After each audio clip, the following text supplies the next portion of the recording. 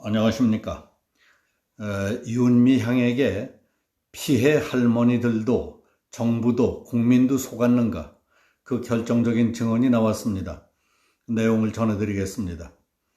이명박 전 대통령 때의 외교안보 수석을 지낸 천영우 씨는 지난 16일 유튜브 천영우 TV에서 정의연과 윤미향의 민낯, 위안부 합의 비화라는 영상을 통해 위안부에 관한 해법이 나오면 정대협이 좋아할 줄 알았는데, 당시 윤미향 대표의 얼굴에 매우 곤혹스러운 표정이 가득하더라고 밝혔습니다.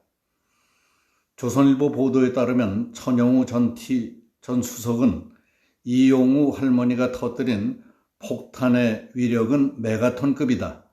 한 방에 정대협, 정의연과 윤미향의 민낯, 그리고 그 실체가 만천하에 드러나고 악취가 천지를 진동한다고 말했습니다. 이용우 할머니가 8일 회견에서 30년 동안 속을 만큼 속았고 이용당할 만큼 당했다. 수요집회 성금도 피해자들에게 쓴 적이 없고 어디다 쓰이는지도 모른다고 말한 데 대해 한 말이었습니다. 천영우 전 수석은 알만한 사람들은 다 아는 엄청난 비밀이었지만은 언론이나 정부 당국자는 다 알고 있어도 보도하거나 언급하는 것 자체가 금기시 되어온 성역이었다. 위안부 피해자 마케팅으로 그동안 정치적 흥행을 누려왔고 법 위에 군림하는 사람들을 잘못 건드렸다가 토착 외구로 몰리면 그 후환을 아무도 감당하지 못한다고 했습니다. 공직자는 정의연에 찍히면 신세 망친다. 친일 프레임에 걸리면 우리 사회에서 살아남기 어렵다. 그래서 이런 불편한 진실은 피해 당사자인 위안부 할머니들밖에 입 밖에 낼 수가 없다고 말했습니다. 그러면서 이번 총선에서 더불어시민당 비례대표로 당선된 윤미향 전 정의기억연대 정의연 이사장의 위선과 적폐가 세간의 화제가 되고 있는데 나도 할 말이 좀 있다고 했습니다. 제가 안보 수석으로 재임하던 2012년 일본과 위안부 문제 해법을 협의하면서 피해자들의 의견을 들어보기 위해서 위안부 할머니들을 직접 만나뵌 적이 있었고, 당시 정대협 대표였던 윤미향 씨도 만나본 적이 있기 때문에 개인적으로 좀 안다는 것이었습니다. 외교 채널을 통해서 위안부 문제 해법을 논의하던 중 2012년 봄 사이토 일본 관방장관이 노다 총리의 특사 자격으로 일본이 구상하는 해법을 갖고 천 수석을 찾아왔습니다.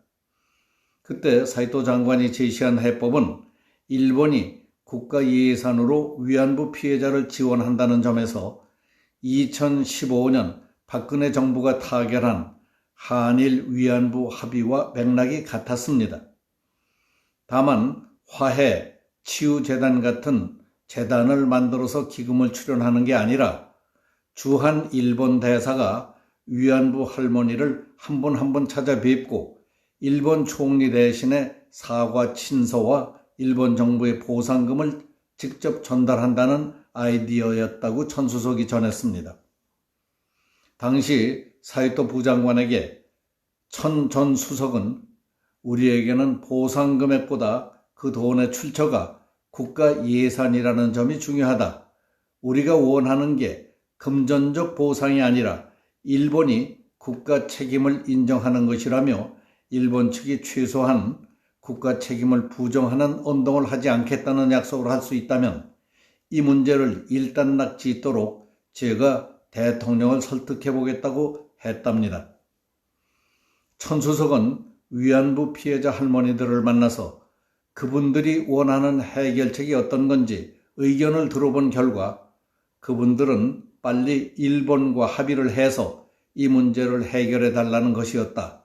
살아계신 동안 일본의 사과와 보상을 다 받아내면 좋지만은 그게 정 안 된다면 보상이라도 제대로 받고 싶어 한다는 것이었다고 전했습니다.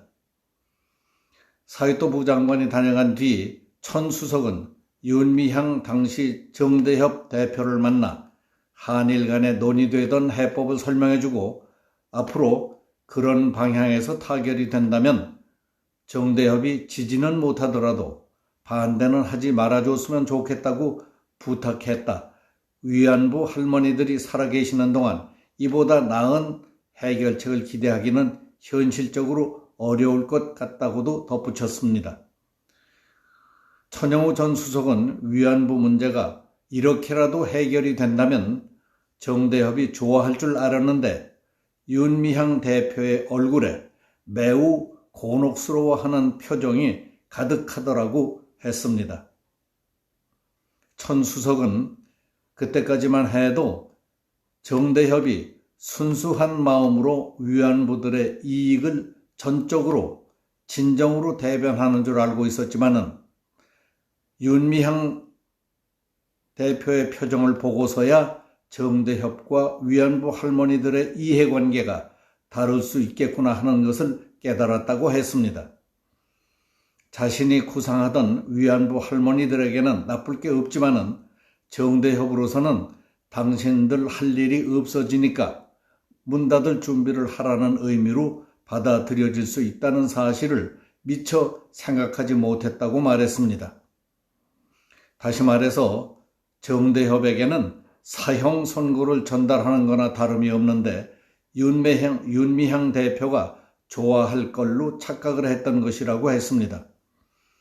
그러면서 피해자는 위안부 할머니들인데 정대협과 정의연 같은 시민단체를 피해자로 착각하는 게 더 큰 문제라고 지적했습니다. 그는 정대협이 일본 자금을 받지 말라고 위안부 피해자들에게 종용했는데에도 2015년 한일 위안부 합의 당시 생존 피해자 47명 가운데 35명이 정대협의 입장을 듣지 않고 일본 자금을 수령했다면 정대협, 정의연이 대다수 피해자들의 입장을 대변하는 것이 아니라 피해자들의 자유의사에 따른 선택을 방해하는 세력인 셈이 아니냐고 했습니다. 윤미향의 정의연의 피해 할머니들도 정부도 국민도 속았단 말인가? 여기서 마치겠습니다. 감사합니다.